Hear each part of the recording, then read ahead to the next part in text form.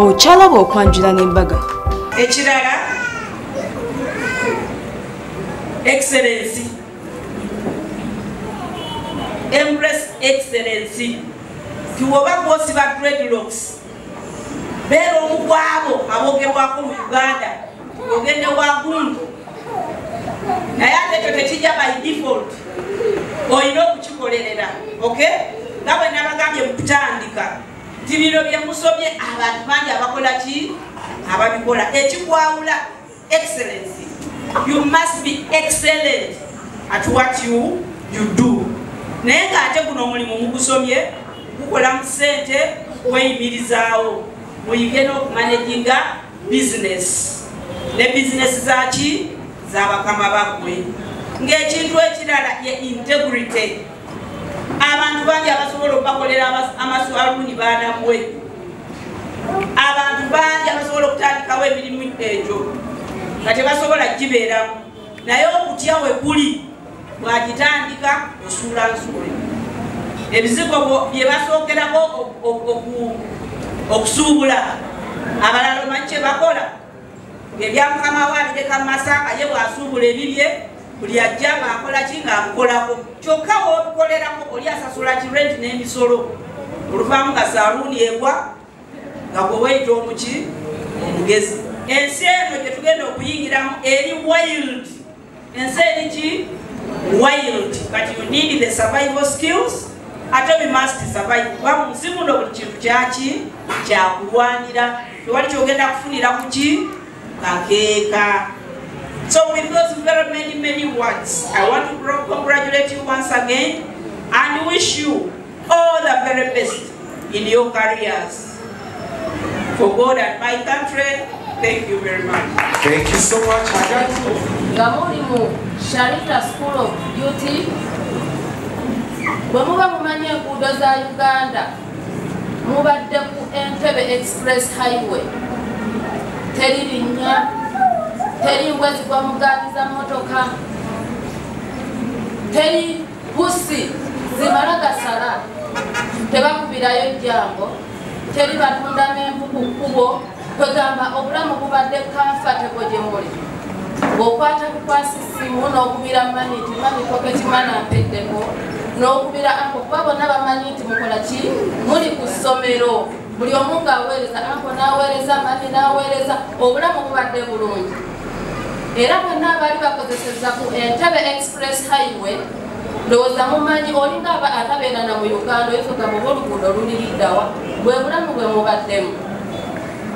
Baganda bange ne bannyinaze, ndabyeko bannyinaze ababiri abalenzi. Mutuuse ku road toll eva ku Entebbe Express Highway mudde ekajjansi ku lukadde. Eyo waliyo enfuufu, waliyo ebinnya, eriyo abatunda amenvu ku makubo, ababooda bajja kalabula emmotoka yo oyombe. Obulamu bwe mubaddemu bukyuse okuva na leero. MC waffe tweyanza nnyo. Basebo ne banyabo omukama mulungi. Temuddamu bannaye. Omukama mulungi. Mbabuuzaako mwena nze Chef Michael Mutale. Ndi mufumbi.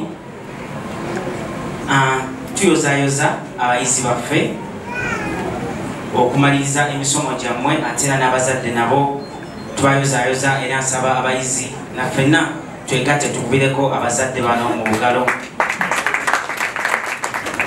Mu competition yonna eriwo omulimu ogwange nagusoma ate nenteekamu passion. Abantu abamu bayingidde emirimu gino egy'omumitwe ate kati balabuseemu katono nakozesa ekigambo ekyo okulabuka nga bakiyingidde as business. Nagamba kange nensome ebyenviri kubanga bakasoma balabika olunaku beekolako naye nga talina passion. Nsigadde nga nkyasobola okompitinga mu mirimu gino because nina passion. Era emmere gye nasoma gye basomesa wano enyambo ennyo ng'okola koosi eno naddayo n'ensoma ey'abayimbi, n'ensoma ey'abachina, n'ensoma Italian, n'ensoma Mexican nga nyongerako wadde simanyi bwe ngenda kukiwa kukirya. Essaawa zino nkifunamu nnyo. Emirimu gino nga omukulu Julius bw'agambye tetwetaaga kompitingiramu ffe, kompitinga bwe tukozesezza oba bye tusomesezza tusigale nga byakulabirako. Ate era bw'osanga omufumbi nga gwoli wa makeup era mubeere nti nomufuse baluganda mwenna musoma oba musomye kugaba services.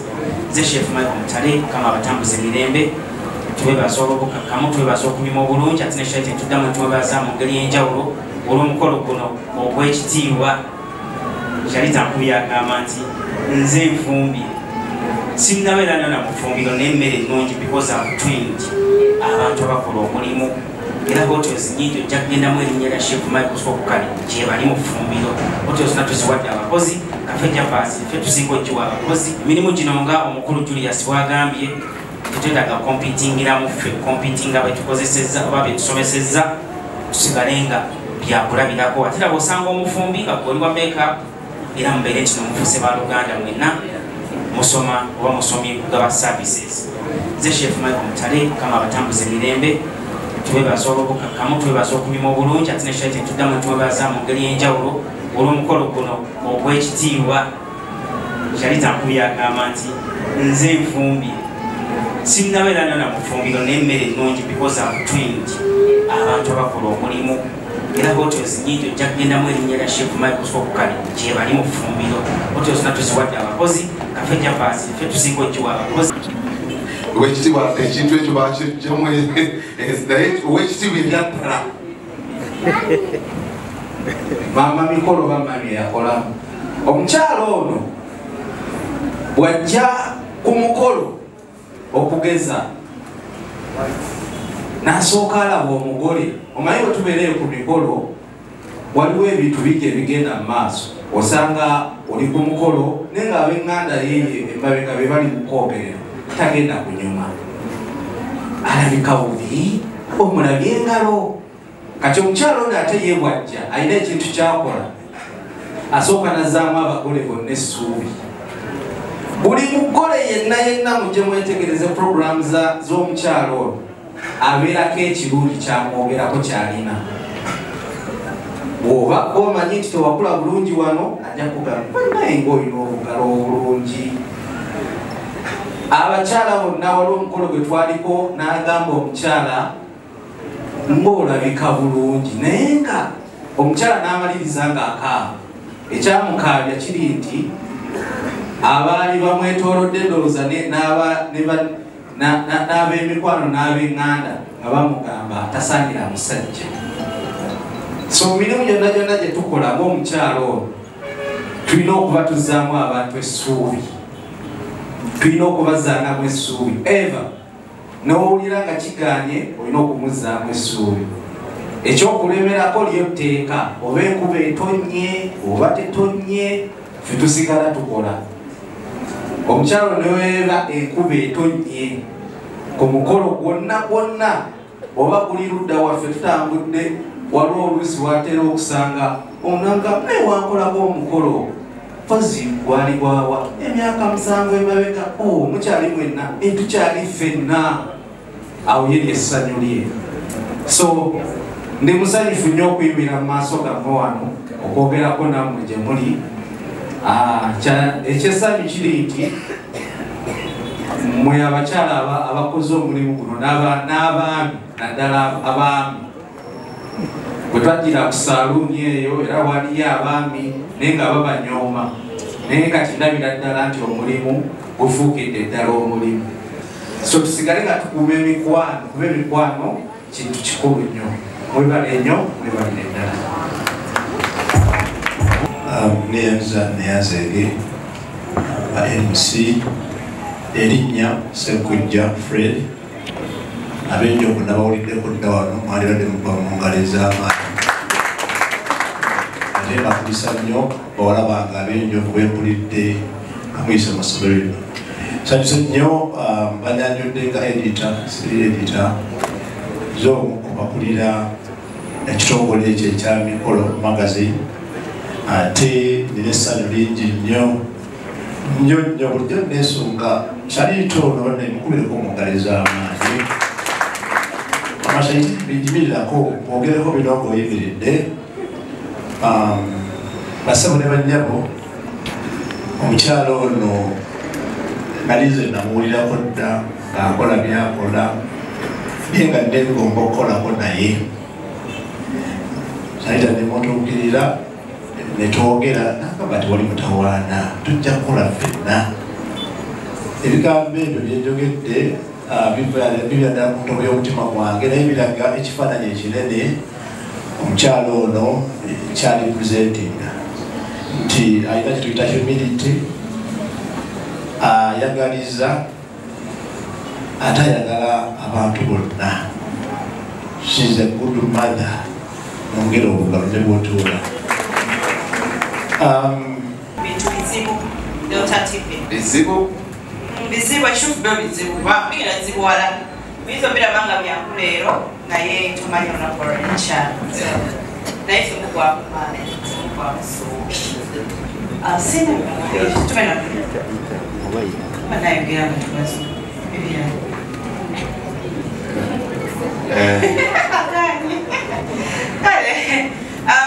Ndi mukwano gwa Sharita nkola naye ebisinga babyogedde kakati baliyitugende ki amagambye kyagende maaso njagala okwebaza nagenda byomuka abavubuka abato simanyi babadde bameka naye abakyala abasinga bwe bagenda mu salons nga mulimu abaana b'obulenzi okukakasa batera okulekawo abakyala ne bakozesa abaana b'obulenzi simanyi lwaki oba bo bakubukayo okusinga abalala babeera na keya yamaanyi nnyo simanyi naye nga nkiraba nnyo simanyi baana nomukiraba eyo nange kenyini luli nga nkyasiba empiki naye byagana wabalenzi baye gye bakwata ku mutwe bulungi bibaweweera era abakyala engalo ziweweera simanyi God yebade wangu yebade wange God yebade God is my bade God yebade wangu yebade wange I'm on the rise God on my side I'm on the rise yeah my God device Mama ninalotanga lawa yukapiga Mama kinalotanga lawa yungivituwe Mama ngana logotalanga mama Logotalo muwalo webiso Logotalo muwalo wakabina Logotalo muwalo webituwe Logotalo muku Ninga mtamivu nawe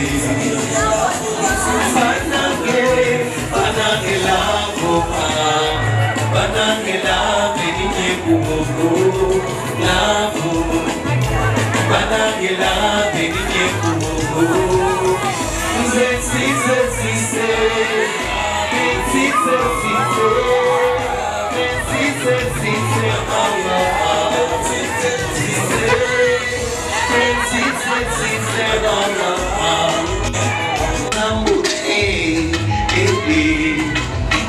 Bambikiriza tutambule tuyage kandi nawe kiriza tutambule tuyage kandi nawe simanyi luguudo kiri wakozesa dali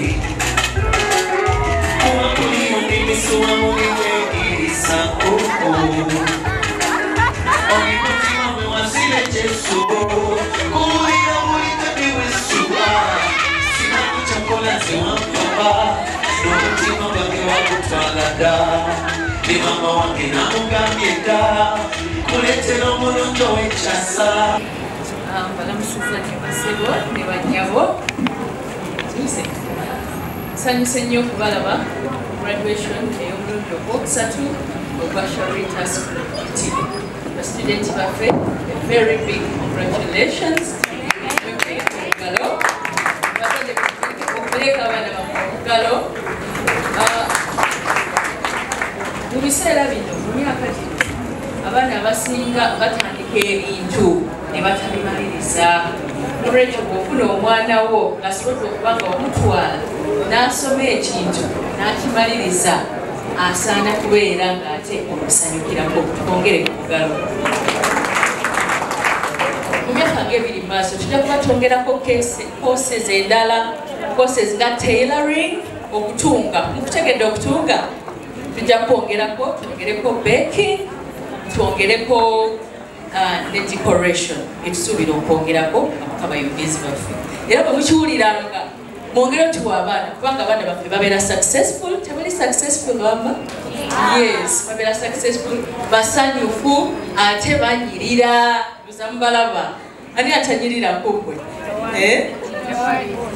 kale sigenda kulawo nnyo kubanga ekituufu kiri kinange ekooye akakondo nayambadde kawamu tegasimamanyidde tugenda kubanga tugenda ku keke okibaliriza tukone dansi oli wanaakowa ng'agenda 5, 4, 3, 2, 1.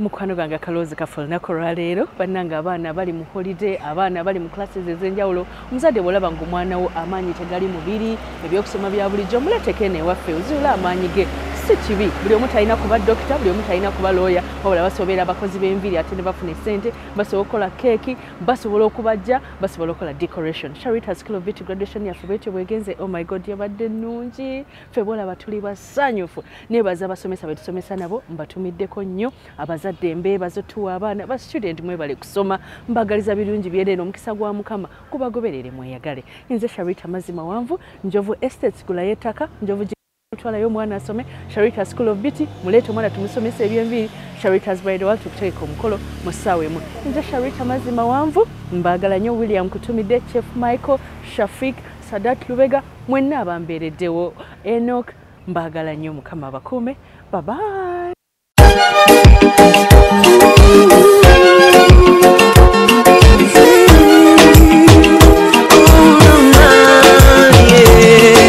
Naira sirimba leero bino byenjogera byankumoyo tobola omutima gwange munda ekukubira nze ne kuntujja omukwano leero njagala otegere nti wampamba